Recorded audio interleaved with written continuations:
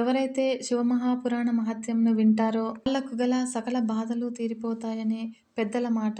కాబట్టి భక్తి శ్రద్ధలతో వినండి. మీరు విన్న ఎన్నో గాథల కన్నా కూడా విభిన్నమైనది, నిర్ద్వంద్వమైనది, గొప్ప మహిమాన్వితమైనది ఈ శివమహాపురాణము. వర్తమాన పుణ్యప్రదాయకము, ఆయురారోగ్య ఐశ్వర్య విద్యా భోగభాగ్య కారకము, ఆద్యంత మంగళప్రదము, ఆపాత మధురమైనటువంటి శివమహాపురాణాన్ని మించి చెప్పుకోదగినది, వినదగినది గాని, తెలుసుకోదగినది గాని మరొకటి లేదు. కాబట్టి ఈ శివమహాపురాణంలోని ఒక్క గాథను కానీ, అందులోని సగాన్ని గాని నిత్యము భక్తి ప్రపత్తులతో పఠించినట్లయితే వారు తప్పనిసరిగా జీవన్ముక్తులవుతారు. ఇచ్ఛాపూర్వకంగా గాని లేదా యథాలాపంగా గాని ఒక్కసారైనా ఈ మహాపురాణాన్ని చదివినా, విన్నా కూడా పాపరహితులవడం ఖాయము.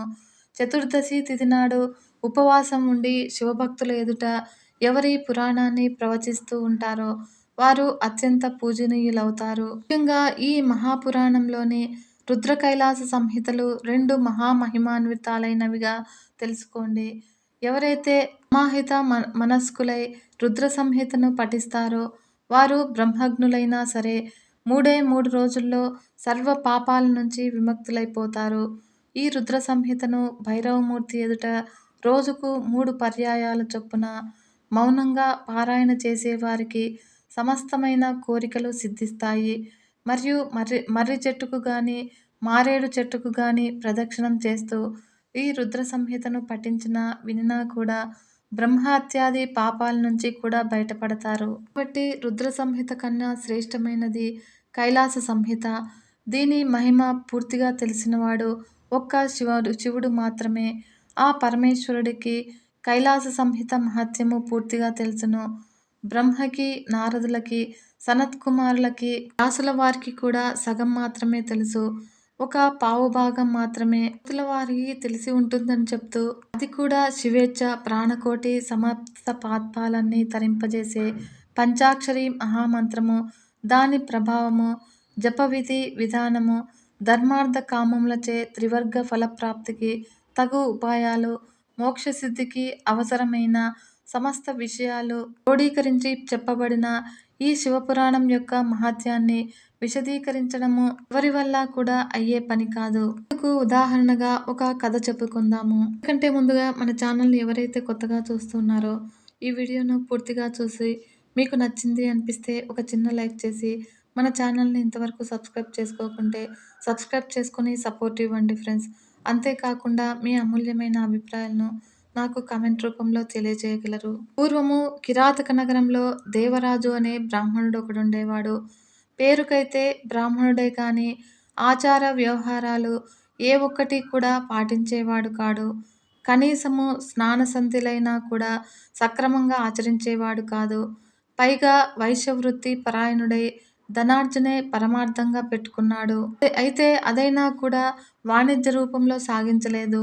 ఎవరైనా తనను నమ్మి రావటము ఆలస్యంగా వాళ్ళని దగా చేసేవాడు. కులకలహాలు పుట్టించి తాను లాభపడేవాడు. ఇలాగా డబ్బే దైవంగా భావించి తాను ఎనలేని సంపద గడించాడు. ఒకరోజు స్నానార్థి జలాశయానికి వెళ్ళి అక్కడ శోభావతి అనే పేరుగల వేశ్యను చూశాడు. అక్కడ ఆమె వెర్రిలో పడిపోయాడు.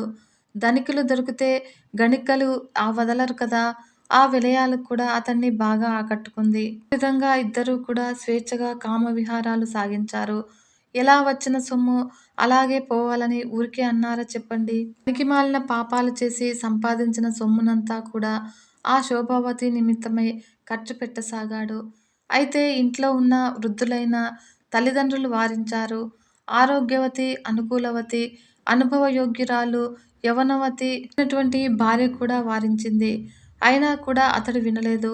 ఒక రాత్రికి రాత్రి భార్యను, తల్లిదండ్రులను కూడా హత్య చేసి ఉన్న సంపదనంతా కూడా మూట కట్టుకుని ఆ కురట పంచకే వెళ్ళిపోయాడు. అయితే సొమ్ములు అయిపోగానే ఆ సోకులాడి అతన్ని తరిమివేసినది. అప్పుడు అతను ప్రతిష్టానపురం చేరాడు. అక్కడ అతనికి చాలా జ్వరం కమ్ముకుంది.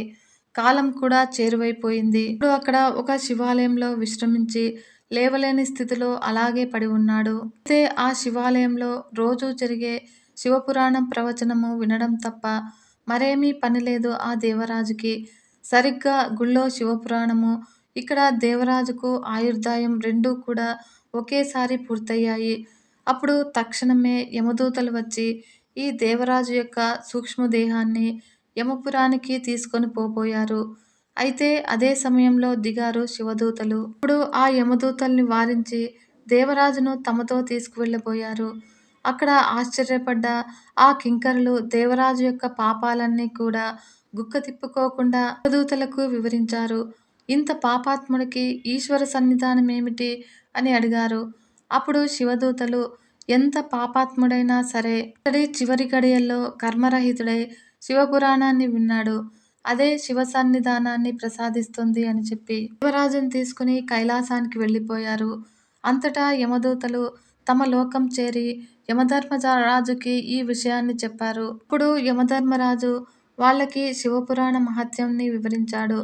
శివపురాణాన్ని చదివినా, విన్నా, తెలుసుకున్నా కూడా అటువంటి వారి జోలికి వెళ్ళవద్దు అని ఆ దూతలను శాసించాడు. కాబట్టి ఓ మహాత్ములారా, ఈ శివపురాణాన్ని విన్నా, చదివినా కూడా అటువంటి మహత్తు కలుగుతుంది. ఉదాహరణకు మరొక కథ కూడా చెబుతాను వినండి అని. పూర్వము భాష్కలం అనే ఊరుండేది. ఆ ఊర్లో బిందుకుడు అనే బ్రాహ్మణుడు ఉన్నాడు. వాడు పరమ నీచుడు. ఒక్కడే ఏమిటి, ఆ ఊరి తరహానే అలా ఉండేది. అందరికంటే అఖండమైన పాపాత్ములు వాళ్ళు. వాళ్ళందరిలోకి ముందుండేవాడు ఈ బిందుకుడు. రోజు అతడు ఒకానొక వేశ్యను చూసి దానిని మరిగాడు. భార్య ముఖం చూడగానే మానేశాడు. ఆ భార్యను చూడడమే మానేశాడు. ఈ బిందుకుడి భార్య చెంచుల భర్త ప్రవర్తనకు ఆమె ఎంతగానో బాధపడింది. కొన్నాళ్ళు ఆ భర్త కోసం ఎదురు చూస్తూనే ఉంది. కానీ తన వయస్సు యొక్క తొందరను అణచుకోలేక తాను కూడా పరపురుషుడి సాంగత్యంలో పడిపోయింది. ఆ భార్య జాగరణిగా మారిన సంగతి బిందుకుడికి తెలిసింది. అప్పుడు తక్షణమే ఇంటికి వచ్చి భార్యను కొట్టాడు. అప్పుడు ఆమె ఏడుస్తూనే తన బాధను చెప్పింది. నువ్వు సుఖపెడతావని నిన్ను కట్టుకున్నాను. రోగమో రొష్టో అయితే నా కర్మ అనుకునేదాన్ని. ఆరోగ్యంగా ఉండి కూడా నువ్వు వ్యభిచారిణులతో సుఖపడుతూ నన్ను నిర్లక్ష్యం చేస్తే నేనేమైపోవాలి? నువ్వు తిన్నగా ఉంటే నేనిలా ఎందుకు చేస్తాను అని అడిగింది. అప్పుడు బిందుకుడు చాలా విశాలమైన హృదయంతో భార్యను అర్థం చేసుకున్నాడు. అందువల్ల చెంచుల, నువ్వు వ్యభిచారించనిదే ఉండలేను. నీవు పురుష సంపర్కం లేకుండా ఉండలేవు. అందువల్ల ఒక ఒప్పందం చేసుకుందాము. నువ్వు జాగరణిగానే తిరుగు. జాగరుల దగ్గర డబ్బులు గుంజి నాకు ఇయ్యి. నేను వ్యభిచారం చేసుకుంటాను. అప్పుడు మనిద్దరికీ గొడవలుండవు. నువ్వు సంసార స్త్రీలాగా, నేను నీ భర్తలాగా చెలామణి కావచ్చు అని సలహా ఇచ్చాడు ఆ మేధావి. చెంచుల కూడా అందుకు అంగీకరించింది. ఈ విధంగా రోజులు అలాగే సాగుతూ ఉండగా బిందుకుడు ఒకనాడు హఠాత్తుగా మరణించాడు. అయితే చెంచుల విధవరాలైపోయింది. అయినా కూడా జారత్వం మానలేకపోయింది. కాలవశాన చెంచుల గోకర్ణం క్షేత్రం వెళ్ళింది. అక్కడ మహాబలేశ్వరాలయంలో పురాణ శ్రవణం చేసింది. పాపులు ఎలా నరకానికి పోతారో, ఎలా హింసించబడతారో వింది. అది వినగానే ఆమెకు భయం వేసింది. ఆ ప్రవచనానంతరము ఆ పౌరాణికుణ్ణి కలిసి తన కథనంతా చెప్పింది. తన పాపానికి పరిహారం చెప్పమంది. అప్పుడు ఆమెను శివమహాపురాణము శ్రవణం చేయమన్నాడు. అంతటా ఆమె అలాగే ఆచరించింది. ఫలితంగా దేహాంతంలో కైలాసం చేరి గౌరీదేవి ఇష్టసఖులలో ఒకరిగా మసలసాగింది. ఈ విధంగా ఒకరోజు చెంచుల అమ్మవారిని చేరి స్తోత్రం చేసింది. తన నరజన్మ గురించి చెప్పి బిందుకుడి విషయమై ప్రశ్నించింది. అప్పుడు అమ్మవారు ఆలోచించి, అమ్మాయి, నీ భర్త మరణించి నరకం చేరాడు. అక్కడ అనుభవించవలసిందంతా అనుభవించాడు. ప్రస్తుతం వింధ్య పర్వతం మీద పిశాచమై సంచరిస్తున్నాడు అని చెప్పింది. ఈ చెంచుల బాధపడింది. తన భర్తకు కూడా ఉత్తమ గతులను అనుగ్రహించమని కోరింది. అమ్మవారు దయాపూర్వకమైన దరహాసం చేసింది. తక్షణమే గంధర్వులడైన తుంబురుణ్ణి రప్పించి చెంచులతో పాటు వింధ్యాద్రికి వెళ్ళవలసిందిగా ఆజ్ఞాపించింది. ఇక్కడ బిందుక నామకమైన పిశాచం ఉంది. ఆ పిశాచానికి శివపురాణమును వినిపించి శుద్ధిని చేసి కైలాసం తీసుకురా అని చెప్పి శివదూతలను తోడిచ్చి పంపించింది. ఇక్కడ వాళ్ళు వింధ్య పర్వతం చేరారు.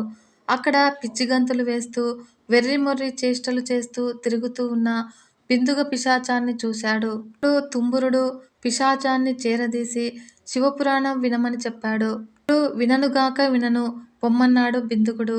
ఇప్పుడు ఇది గాదు పని అనుకున్న తుంబురుడు చెంచుల శివదూతల సహాయంతో బిందుగుడి కాళ్ళు చేతులు కట్టిపడివేశారు.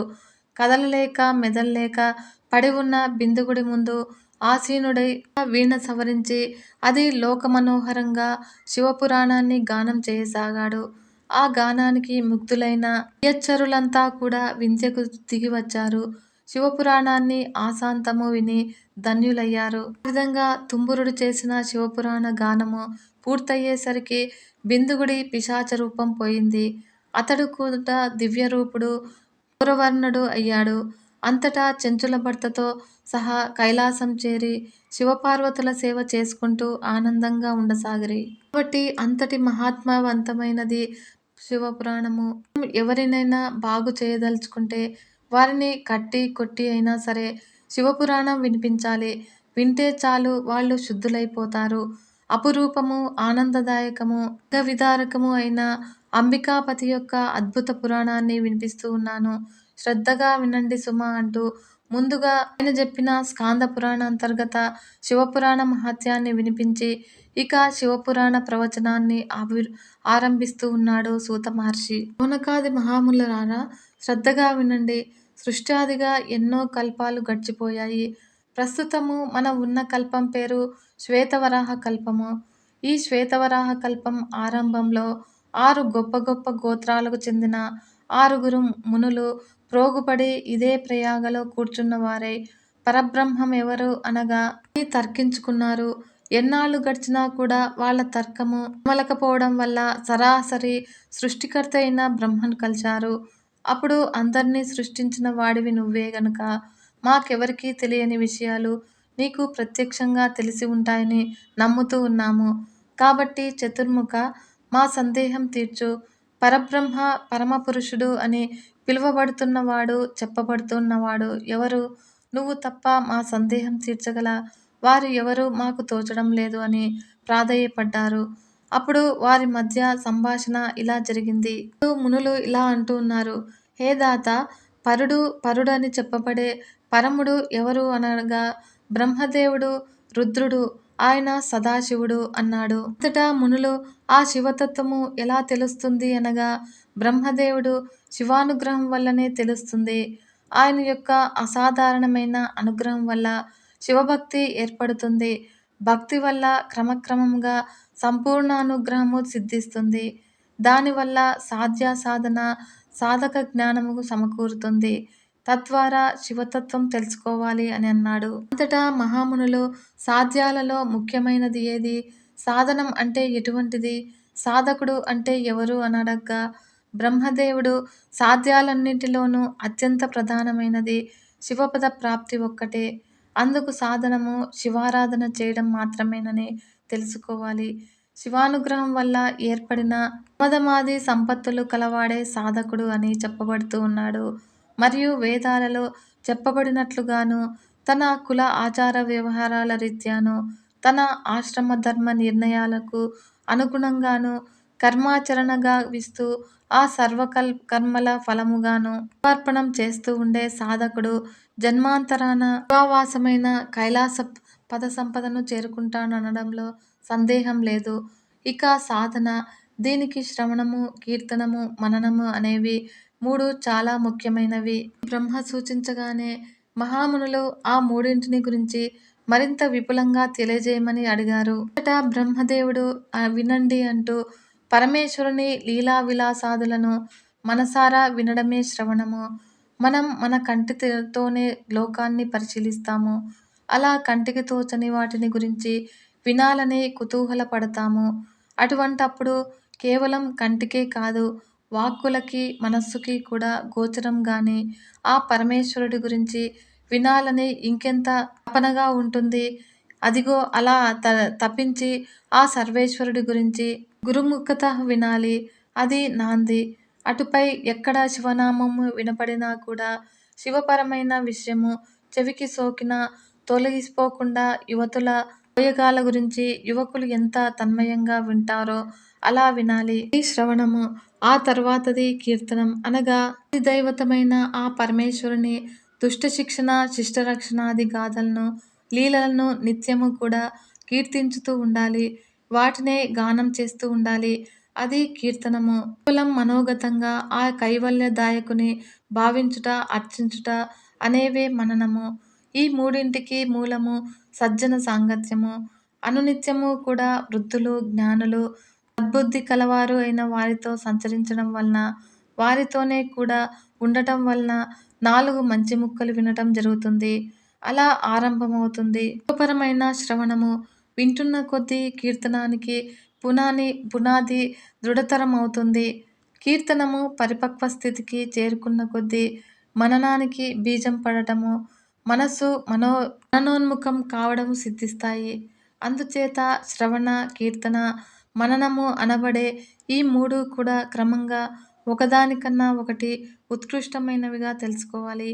ఇంతకీ అంతో ఇంతో శివానుగ్రహం ఉంటే తప్ప ఏదీ సిద్ధించదు. శివరాత్రి రోజు శివలింగార్చన ప్రాముఖ్యత గురించి తెలుసుకుందాము. ఈ కాలంలోనే కాదు, ఏ కాలంలోనైనా సరే సూక్ష్మ రూపంలో మోక్షం దొరికేందుకు మరో మార్గం కూడా ఉంది. అదే శివలింగార్చన. ఆ పరమేశ్వరుని లింగంగా భావించి పీఠంలో గాని, ఇంట్లోని దేవతార్చనా పీఠంలో గాని, ఏదైనా ప్రత్యేక మందిరంలో గాని, పుణ్యక్షేత్రంలో గాని నిత్యము ఆరాధించు వారికి తప్పనిసరిగా ముక్తి లభిస్తుంది. ధ్యాన, ఆవాహన, ఆసన, పాద్య, అర్ఘ్య, ఆచమనీయ, అభిషేక, వస్త్ర, భస్మ, గంధ, అక్షత, పుష్ప, బిల్వ, ధూప, దీప, నైవేద్య, తాంబూల, మహానీరాజన, మంత్రపుష్ప, నమస్కార, ప్రార్థనలనే ఏకవింశ ఉపచారాలతోటి అర్చించాలి. పత్రము, తామరము, తాళపత్రము, అద్దం, గంట, శంఖము, గీతం, నృత్యము, ప్రదక్షిణం వంటి రాజోపచారాలు కూడా ఆచరించినట్లయితే మరీ మంచిది. ఆ రోజు కూడా శివపరంగా లింగారాధన చేసేవారు తప్పకుండా ముక్తులైపోతారు. లింగారాధన చేయలేని వారు నాగభూషణ, నీలకంఠ, వ్యాఘ్రంబుర, పాలనేత్ర, చంద్రశేఖరాది సర్వోన్నత తత్వాలతోనూ కూడిన శివమూర్తిని పూజించినా కూడా సత్ఫలితాన్నే పొందగలుగుతారు. శివుడొక్కడే మాత్రమే నిష్కలతత్వం చేత లింగంగాను, సకలత్వం చేత మూర్తిమంతంగాను ఆరాధింపబడుతూ ఉంటాడు. తక్కిన దైవతాలన్నీ కూడా మూర్తిమంతాలు, సాకారాలే గాని పరతత్వమైన నిరాకారతను పొందలేకపోయాయి. కాబట్టి శివుడే సర్వేశ్వరుడు అనడానికి ఇదే ఆధారం మనకి. అయితే గతంలో మార్కండేయుడు కూడా ఇదే ప్రశ్న అడగ్గా దానికి నందికేశ్వరుడు చెప్పిన సమాధానాన్నే చెబుతాను వినండి అని ఆరంభించాడు సూత మహర్షి. కానక సృష్టి ఆరంభించబడిన వేళ అప్పటికి 5 ముఖాలతో అలరారే అబ్జాసనుడు విష్ణువు దగ్గరకు వచ్చాడు. అసలే అందగాడైన అబ్జనాభుడు మరింత జగన్మోహనాకారంగా నిద్రపోతూ ఉన్నాడు. శేషపాన్పు మీద మనుషులందరూ కూడా యుక్తమైన ఉపచర్యలు చేస్తూ ఉన్నారు. తాను మొదలుపెట్టిన సృష్టి నిరాటంకంగా సాగుతూ ఉన్న సూచనల వలన కాస్తంత అహంకారంతో ఉన్నాడు. పుట్టడమే ఆలస్యంగా ఆక్రమించేస్తుంది శివమాయ. అదే జరిగింది బ్రహ్మకి. ఆ శివమాయలో పడి అహం పెంచుకొని, ఏమయ్యా 4 చేతులవాడా, ఇంతటి సృష్టికర్తను నేను వస్తే నన్ను లెక్క చేయకుండా లేచి మర్యాద చేయకుండా నిద్రపోతూ ఉన్నావా? అందరికీ తండ్రిని నేను, గురువుని నేను. ఇప్పటికైనా తెలివి తెచ్చుకొని లేచి నన్ను మర్యాద చెయ్యి. అతిథి మర్యాద చెయ్యని వారికి ప్రాయశ్చిత్తం విధింపబడుతుంది తెలుసు కదా అని అన్నాడు. మండుకొచ్చింది మహావిష్ణువుకి. తన బొడ్డులోంచి మొలిచిన తామర పువ్వులోంచి పుట్టిన విరించి తనను అలా నిర్లక్ష్యం చేయడము, తనే తండ్రిని అనడము ఆయనకి ఉత్తరాము నచ్చలేదు. అయినా కూడా స్థితికర్త కదా, అందుకని పైకి మాత్రము చిరునవ్వులు నవ్వుతూ బ్రహ్మదేవా, నీకు స్వస్థత కలుగునుగాక అంటూనే బ్రహ్మకన్నా తన ఆధిక్యతను చెప్పుకోసాగాడు. ఎప్పుడైతే ఆత్మస్తుతి మొదలుపెట్టాడో అప్పుడే శివమాయ ఆక్రమించేసింది శ్రీ మహావిష్ణువును. బ్రహ్మ విష్ణువులిద్దరూ కూడా శివమాయలో మునిగిపోయారు. నువ్వెక్కువ నేనెక్కువ అనే వాదన వల్ల నేనే సర్వేశ్వరుణ్ణి అంటే కాదు, నేనే సర్వేశ్వరుణ్ణి అనుకునే దాకా వెళ్ళిపోయింది. అలా మాట పెరిగింది. చివరికి యుద్ధంగా పరిణమించింది. విష్ణువు వైపు విష్ణుగణాలు, బ్రహ్మవైపు బ్రహ్మగణాలు సమకూడి సమరశంకారావం చేశాయి. దేవతానీకము, దివ్యర్షి గణాలు ఊర్ధ్వలోకంలో నిలిచి ఈ ఊహించలేని పోరాటాన్ని తిలకించసాగాయి. యుద్ధం స్థాయి నుంచి ప్రళయం స్థాయికి మారుతూ ఉంది. దానికి పరాకాష్ఠగా విష్ణువు మహేశ్వరాస్త్రాన్ని ప్రయోగించాడు. అది చూసి బ్రహ్మ పాశుపతాస్త్రం ప్రయోగించాడు. ఆ లోకభీకరాలైన ఆ యిషికద్వయ ప్రభావానికి దేవతలు దిమ్మెరపోయారు. శివ శివ శివ శివ శరణు శరణు శివ శివ అంటూ ఋషి దేవగణాలు కూడా కైలాసానికి చేరారు. సర్వశక్తిమంతుడు ఆ సదాశివుడు వచ్చిన వాళ్లను ఓదార్చాడు, అభయమిచ్చాడు. ఉన్నవాడు ఉన్నట్లుగా అదృశ్యమై మహేశ్వర పాశుపతాస్త్రాలతో కూడి ఢీకొంటూ ఉన్న బ్రహ్మ విష్ణువుల నడుమ అగ్నిస్తంభమై ఆవిర్భవించాడు. మాధవుడు వేసిన మహేశ్వరాస్త్రము, పంకజాసనుడు ప్రయోగించిన పాశుపతాస్త్రము రెండూ కూడా తైజస్తంభంలో విలీనమైపోయాయి. తుది మొదలు తెలియకుండా వెలుతురులాగా వెలిగిపోతూ ఉన్న ఆ నిలువు వెలుగుకు నివ్వెరపోయినట్లుగా ఆ మహాతేజం ముందు అక్కడ ఉన్న వారందరి తేజస్సులు తప్పిపోయాయి. బ్రహ్మ విష్ణువులు కలలు తప్పి బాధపడసాగారు. వారి వారి అహంకారాలు అణిగిపోసాగాయి. ఇంతకు ముందెప్పుడూ కూడా కనీ విని ఎరుగని ఈ అపూర్వ జ్వాలాస్తంభం వల్ల ఏర్పడు అద్భుతంలో మునిగిపోయారు. తానే సర్వజ్ఞుడనని, తానే సర్వశ్రేష్టమని తగువులాడుకున్న తామరసనైన తామరస గర్భులు ఇద్దరు కూడా తేజం పట్టుపడలేదు. ఇది వాళ్ళ సృష్టించింది కాదు, వాళ్ళు ఎరిగినది కాదు. వాళ్ళు లేకుండా అప్రమేయంగా, అనూహ్యంగా, పరిణామరహితంగా తుది మొదళ్ళు లేకుండా ఉన్న ఆ వెలుగు యొక్క అంతుదిరది తెలుసుకోవడమే ఇది విష్ణువులకు సమస్యగా పరిణమించింది. తక్షణమే బయలుదేరారు వాళ్ళు. దాని మొదలు తెలుసుకోవడం కోసము శ్రీ మహావిష్ణువు శ్వేతవరాహమై పాతాళాన్ని చీల్చుకుంటూ వెళ్ళాడు. ఆ వెలుగు యొక్క తుదిని కనిపెట్టడం కోసం బ్రహ్మదేవుడు హంసరూపంతో ఊర్ధ్వానికి సాగాడు. అలా ఎంత తొలుచుకుంటూ పోతున్నా కానీ మొదలు దొరక్క అలసిపోయాడు ఆదినారాయణుడు.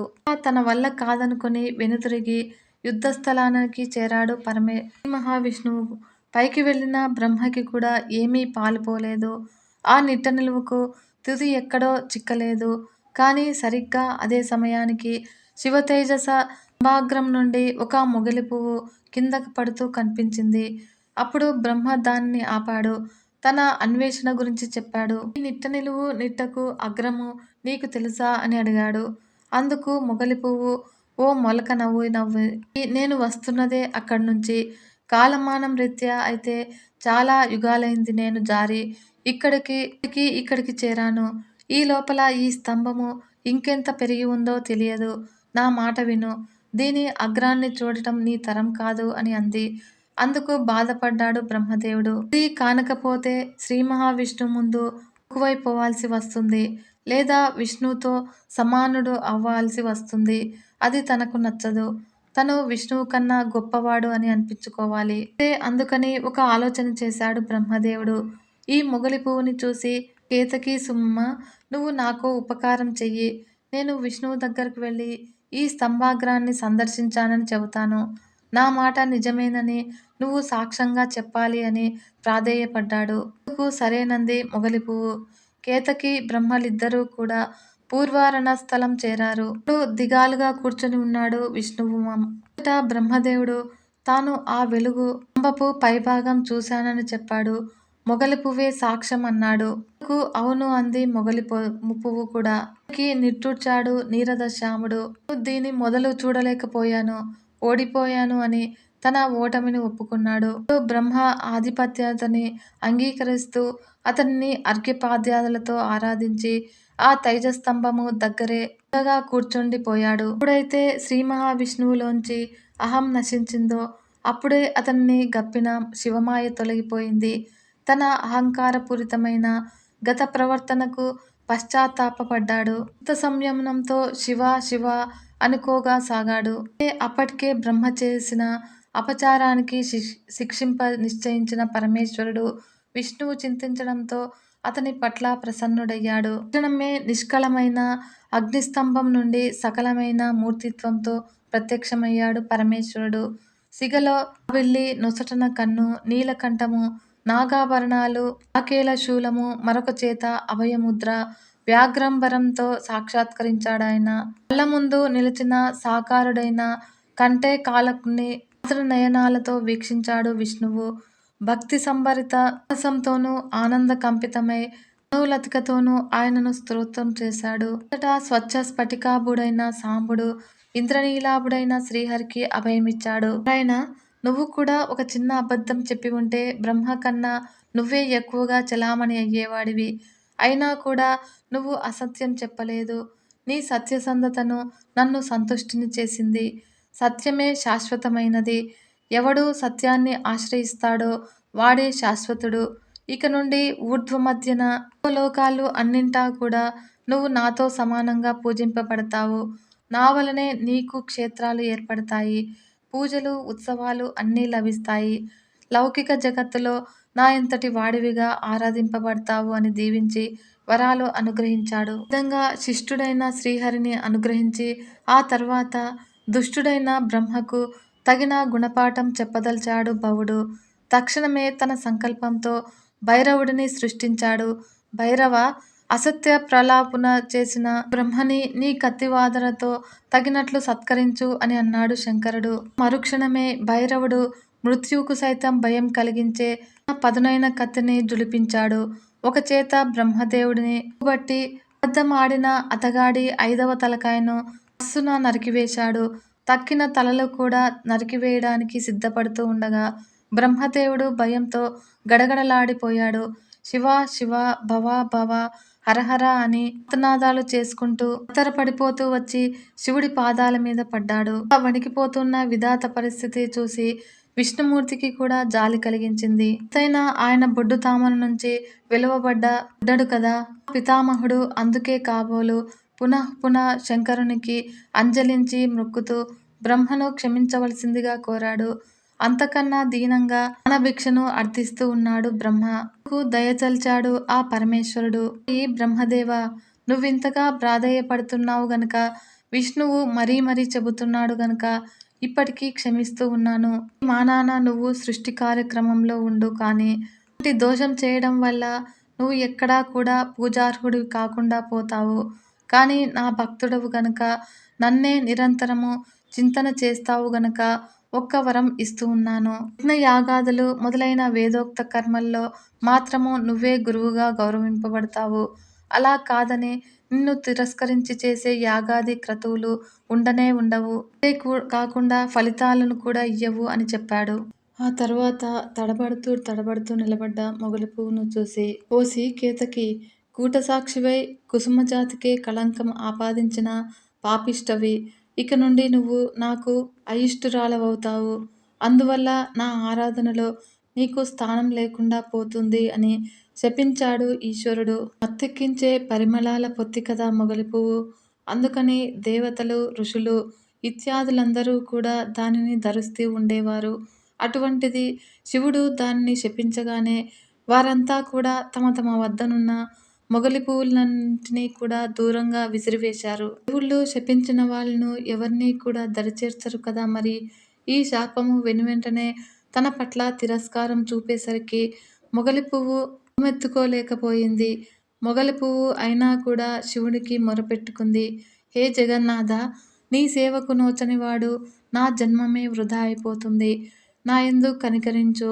ఎంతటి పాపాత్ములకైనా సరే శివ అనే నీ నామస్మరణ మాత్రం చేతనే ముక్తి లభిస్తూ ఉండగా, సాక్షాత్తు నీ నిష్కల రూపాలు రెండింటినీ దర్శించుతూ ఉన్న నా యొక్క ఒక్కగాని ఒక్క అసత్య దోషాన్ని ఇంకా మిగిల్చి ఉంచుతావా తండ్రి అని పరిపరి విధాలా ప్రార్థించింది. బుద్ధ అనుగ్రహ మూర్తిస్థానుడు జాలికి పుట్టిన జంగమయ్య.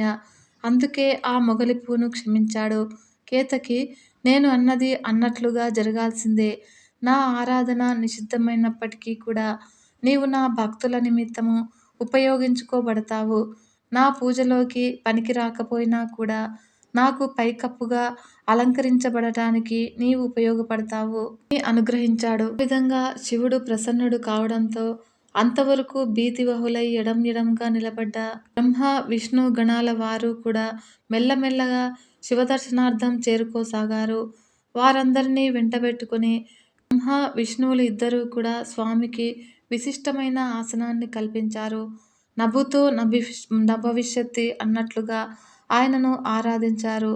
అలా వారి పూజకు పొంగిపోయాడు భోళాశంకరుడు. ఆ ఆనందంలో పరమేశ్వరుడు, మీరిద్దరూ కలిసి ఈనాడు నాకు చేసిన ఈ పూజతో నేనెంతో సంతుష్టుడనయ్యాను.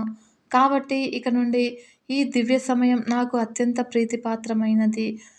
మహాశివరాత్రి నామంతో విరాజిల్లుతుంది. ఇక నుండి శివరాత్రి నాడు లింగాత్మకంగా గాని, మూర్త్యాత్మకంగా గాని నన్ను ఆరాధించినవాడు పురుషోత్తముడవుతాడు. మహాశివరాత్రి ఒక్కనాడు అహోరాత్రులు ఉపవాసం ఉండి, ఇంద్రియాలను అదుపులో ఉంచుకొని, త్రికరణ శుద్ధిగా, లోపం లేకుండా విధివిధానంగా నన్ను ఆరాధించినవాడు ఒక సంవత్సరమంతా కూడా నన్ను పూజించిన ఫలాన్ని పొందుతాడు. కాబట్టి ఈ రోజున శివప్రతిష్ఠకు, శివకళ్యాణానికి శ్రేష్టమైన రోజు అవుతుంది.